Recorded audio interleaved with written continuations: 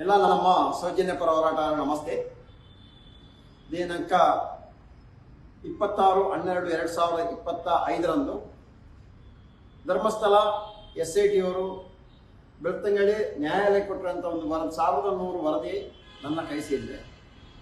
ಈ ವರದಿ ನನ್ನ ಕೈಗೆ ಸೇರೋ ಮುಂಚೆನೇ ಜಾಲತಾಣದಲ್ಲಿ ನ್ಯಾಯಾಲಯ ಸೀಲ್ ಇರುವಂಥದ್ದು, ಇಲ್ಲದೇ ಇರುವಂಥದ್ದು ಮತ್ತು ಕೆಲವೊಂದು ಕಂಪ್ಯೂಟರಲ್ಲಿ ಟೈಪ್ ಮಾಡಿರುವಂಥ ವರದಿಗಳು ಹರಿದಾಡ್ತಾ ಇದೆ. ಒಂದು ಕಡೆಯಿಂದ ವಕೀಲರಾಗಿದ್ದ ಧನಂಜಯ ಸರ್ ಹೆಸರನ್ನು ನಾವು ಪ್ರಸ್ತಾಪನೆ ಮಾಡಿದ್ದೀವಿ. ಅವರು ಸೇರಿ ಇದು ಹುನ್ನಾರ ಮಾಡುವುದು, ಷಡ್ಯಂತ್ರ ಮಾಡುವುದು ನಾನು ಹೇಳಿದ ಒಂದು ಹೇಳಿಕೆಯನ್ನು ಅವರು, ನಾನು ಹೇಳಿಲ್ಲ, ಆದರೆ ಹೇಳಿಕೆಯನ್ನು ಒಂದು ಪ್ರಶ್ನೆ ರೆಡಿ ಮಾಡಿ ಅದು ಜಾಲತಾಣ ಹರಿದಾಡ್ತಾ ಇದೆ. ಆ ಹೇಳಿಕೆ ಇದರಲ್ಲೂ ಇದೆ. ಏನಂತ ಹೇಳ್ತೀನಿ ನಾನು ನೋಡಿ. ಧರ್ಮಸ್ಥಳ ದೇವಸ್ಥಾನವನ್ನು ಸರ್ಕಾರ ವಹಿಸಿಕೊಳ್ಳಬೇಕು. ವೀರೇಂದ್ರ ಹೆಗಡೆ ಮತ್ತು ಹರ್ಷೇಂದ್ರ ಹೆಗಡೆ ಅವರನ್ನು ಸುಳ್ಳು ಪ್ರಕರಣದಲ್ಲಿ ಸಿಕ್ಕಿಸಬೇಕು ಎಂದು ಮಾಹಿತಿ ಹಕ್ಕುಗಳ ಅಧಿನಿಯಮದ ಅಡಿಯಲ್ಲಿ ಧರ್ಮಸ್ಥಳದ ಸುತ್ತಮುತ್ತಲ ಅಸಹಜ ಸಾವು ಪ್ರಕರಣ ಮಾಹಿತಿಯನ್ನು ತೆಗೆದುಕೊಂಡು ಆ ಅಸಹಜ ಸಾವುಗಳಿಗೆ ವೀರೇಂದ್ರ ಹೆಗಡೆ ಮತ್ತು ಹರ್ಷೇಂದ್ರ ಹೆಗಡೆಯವರೇ ಕಾರಣ ಎಂದು ಬಿಂಬಿಸಿ ಅವರ ಹೆಸರಿಗೆ ಅಪಖ್ಯಾತಿಯನ್ನು ಉಂಟು ಮಾಡುವ ಉದ್ದೇಶದಿಂದ ನಾನು, ಮಹೇಶ್ ಶೆಟ್ಟಿ ತಿಮೋಡಿ, ಗಿರೀಶ್ ಮಠನವರು, ಸಮೀರ್ MD, ಅಜಯ್ ಅಂಚನ್, ಸಂಚಾರಿ studio Santosh, United media Abhishek, ಚಿನ್ನ, KV ಧನಂಜಯ ಮತ್ತು ಅವರ ವಕೀಲರು ಸಮಾನ ಉದ್ದೇಶದಿಂದ ಒಳಸಂಚನ್ನು ಮಾಡಿ ಸುಳ್ಳು ಎಂದು ತಿಳಿದಿರುವ ಮತ್ತು ನಾವು ನಂಬಿರುವ ವಿಷಯವನ್ನು ಸತ್ಯ ಎಂದು ಪೊಲೀಸ್ ಅಧಿಕಾರಿಗಳಿಗೆ ನ್ಯಾಯಾಲಯಕ್ಕೆ ತಿಳಿಸಿ ಈ ಕೃತ್ಯವನ್ನು ಎಸಗಿರುತ್ತೇವೆ.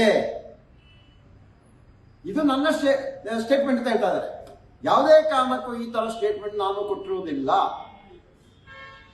ಇದು ಇವಾಗ ಜಾಲತಾಣ ಹರಿದಾಡ್ತಾ ಇದೆ.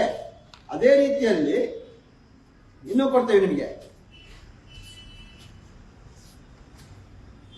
ಸ್ಟಾರ್ಟಿಂಗ್ ಅಲ್ಲಿ ಇನ್ನೊಂದು ಇದರಲ್ಲಿ ಬರೆದಿದೆ. ಇದರಲ್ಲಿ 4-5 ಅಂಶಗಳನ್ನು ಎಷ್ಟು ಇವರು ಪ್ರಸ್ತಾಪನೆ ಮಾಡಿದ್ದಾರೆ. ಇದಕ್ಕೇನೆ ನಾನು SIT ಕೆಲವೊಂದು ಅಧಿಕಾರಿಯ ಮೇಲೆ ರಾಜ್ಯಪಾಲರಿಗೆ ದೂರು ನೀಡಿದ್ದೀವಿ. ಅದು ತನಿಖೆ ಆಗ್ಬೇಕಷ್ಟೇ. ಇನ್ನು ನೋಡೋಣ ಇದರಲ್ಲಿ ಯಾವ ತರ ಅಂತ ಹೇಳಿದ್ರೆ, ಚಿನ್ನಯ್ಯನನ್ನು ನಾನು ಕರೆಸಿ ನನ್ನ ಮನೆಯಲ್ಲಿ ಯಾವ ರೀತಿಯಲ್ಲಿ ಚಿನ್ನಯ್ಯನಿಗೆ ಹೇಳ್ಕೊಟ್ರು ಅಂತ ಹೇಳಿದರೆ, ನನ್ನ ಮನೆಗೆ ನಾನು ತೆಗೆದುಕೊಂಡ ಒಂದು ಹೊಸ ಸ್ಯಾಮ್ಸಂಗ್ ಮೊಬೈಲ್ನಲ್ಲಿ ನಮ್ಮ ಮನೆ ಹಾಲ್ನಲ್ಲೇ ಚಿನ್ನನ ವಿಡಿಯೋ ಮಾಡಿರುತ್ತೇನೆ. ಮನೆಯ ಲೈಟ್ಗಳನ್ನು ಆಫ್ ಮಾಡಿ ವಿಡಿಯೋ ಮಾಡುವ ಉದ್ದೇಶದಿಂದಲೇ ನಾನು ಮನೆಯಲ್ಲಿ ಇಟ್ಟುಕೊಂಡಿದ್ದ ಫೋಕಸ್ ಲೈಟ್ಗಳನ್ನು ಹಾಕಿಕೊಂಡು ವಿಡಿಯೋ ಮಾಡಿರುತ್ತೇನೆ. ಆ ವಿಡಿಯೋದಲ್ಲಿ ಸೌಜನ್ಯ ಕೊಲೆ, ವೀರೇಂದ್ರ ಹೆಗಡೆ, ಹರ್ಷೇಂದ್ರ ಹೆಗಡೆಯವರ ಯಾವರು ರೇಪ್ ಮಾಡಿ ಕೊಲೆ ಮಾಡಿಸಿರುತ್ತಾರೆ.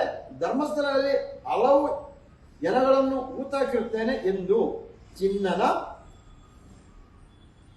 ಕಡೆಯಿಂದ ಹೇಳಿಸಿ ವಿಡಿಯೋ ಮಾಡಿಸಿಕೊಂಡಿರುತ್ತೇನೆ. ಅಂದ್ರೆ ಚಿನ್ನಯ್ಯನಿಗೆ ಇದೆಲ್ಲ ನಾನು ಹೇಳಿಕೊಟ್ಟು ವಿಡಿಯೋ ಮಾಡಿಸಿರುವಂತ.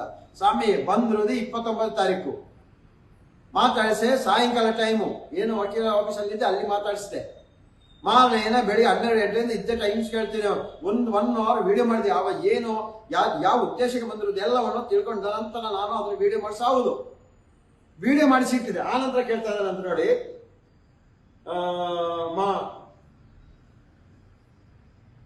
ಮಾಡಿರುತ್ತೇನೆ. ಆ ಸಮಯ ಚಿನ್ನ ಈ ವಿಡಿಯೋ ಏಕೆ ಬೇಕು ಎಂದು ಕೇಳಿದಾಗ, ಮುಂದೆ ನಮಗೆ ಮತ್ತು ನಿನಗೆ ಅಪಾಯ ಬಂದಾಗ ಉಪಯೋಗವಾಗುತ್ತೆ ಎಂದು ಹೇಳಿದಂತ. ಎಷ್ಟು ಯಾವ ರೀತಿಯಲ್ಲಿ ತಲೆ ಓಡಿಸ್ತಾ ಇದ್ದೀರಾ? ನಾನು ಹಿಂದೆ ಹೇಳಿದ್ರೆ ಇವತ್ತು ಹೇಳ್ತಾ ಇದ್ದೀನಿ. ಯಾವುದೇ ಒಂದು ಷಡ್ಯಂತ್ರ ಮಾಡ್ಲಿಕ್ಕೆ ಬಂದವನಲ್ಲ ನಾನು. ಯಾವುದೇ ದೇವಸ್ಥಾನಕ್ಕೆ ತೇಜೋವಧೆ ಮಾಡ್ಲಿಕ್ಕೆ ಬಂದವನು ಅಲ್ಲ ನಾನು ಬಂದಿರೋದು ಅಲ್ಲಿ ಅಸಹಜ ಸಾವು ಆಗಿರೋದು ಹೌದು. ನಿಮಗೆ VS ಉಗ್ರಪ್ಪ ವರದಿಯಲ್ಲಿ ನೋಡಬಹುದಲ್ಲ ಸ್ವಾಮಿ. 2016ರಲ್ಲಿ ವರದಿ ತಯಾರು ಮಾಡಿ 18ರಲ್ಲಿ ಸರ್ಕಾರಕ್ಕೆ ಕೊಟ್ಟಿದ್ದಾರೆ. 3 ದಿನಕ್ಕೆ ಒಂದು ಅಸಹಜ ಸಾವು ಅಂತ ಹೇಳ್ತಾ ಇದಾರಲ್ಲ. ಹಾಗೆ ಅದು ಸುಳ್ಳಾಗಾದ್ರೆ ಹಾಗೆ ಅವ್ರ ಮೇಲೆ ಕ್ರಮ ಇರಬೇಕಲ್ಲ. ನಾವು ಹೇಳೋದಲ್ಲ ಸುಳ್ಳು, ಹಾಗಾದ್ರೆ ಅವ್ರು ಹೇಳೋದು ಅದು ಸುಳ್ಳೇನಾಗಾದ್ರೆ ಇದು ತನಿಖೆ ಆಗ್ಲಂಗೆ ಇದೆ. ಅವ್ರು ಹೇಳೋ ಸುಳ್ಳು ಅವನು ಸೇರಿಸಿದಕ್ಕೆ.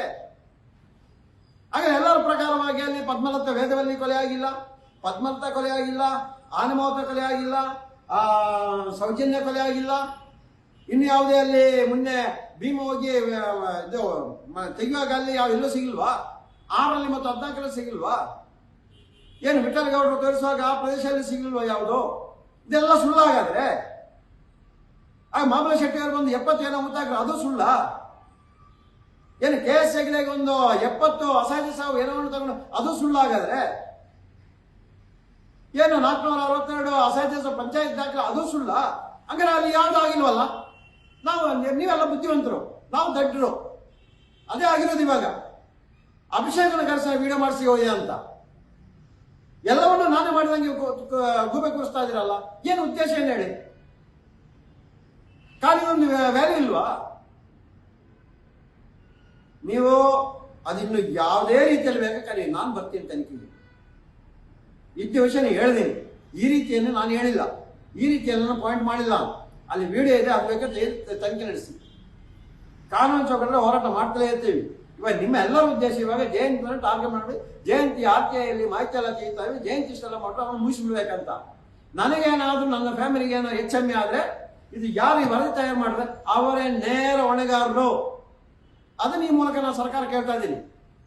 ನೇರ ಹೊಣೆಗಾರರು ಯಾರು? ಈ ವರದಿಯನ್ನು ಯಾರು ತಯಾರು ಮಾಡಿರೋದು ಅವರೇ. ಯಾರು ಟೈಪ್ ಮಾಡಿರೋದು, ಯಾರು ಹೇಳ್ಕೊಟ್ಟಿರೋದು, ಯಾರು ತಯಾರು ಮಾಡಿ ನನ್ನ ತೇಜೋಧನೆ ಮಾಡಲಿಕ್ಕೆ, ನನ್ನನ್ನು ಮುಗಿಸಲಿಕ್ಕೆ ಯಾರು ಹುನ್ನಾರ ಮಾಡ್ತಾರೆ ಅವರೇ ನೇರ ಹೊಣೆಗಾರರು ಅಂತ ಈ ಮೂಲಕ ನಾವು ಹೇಳಲಿಸ್ತಾ ಇದ್ದೀವಿ.